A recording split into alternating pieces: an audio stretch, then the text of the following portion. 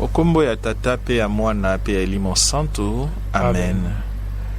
Totondi yo botondi mokonzi nzambe po ya linaka liya lelo po ya mate ya mayo makanisi pe mituna ndenge na ndenge tosangisi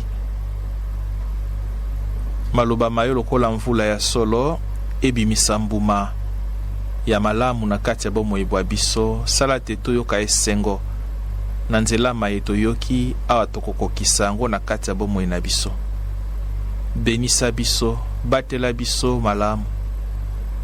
Liloba lia yo esala se mwinda onzela ya biso to tuta libaku te. Na bolobeli pe na lisalisi ya mama Santu Maria mama wa liloba tokokisa maye mwana wa Yesu Kristo atei biso na sango elamu. Ye azali mokonzi pe mobikisi wa biso obileko biso seko. Amen. Amen. Mokonzi abenisa biso ye tata, mwana pe elimo santu. Amen. Amen.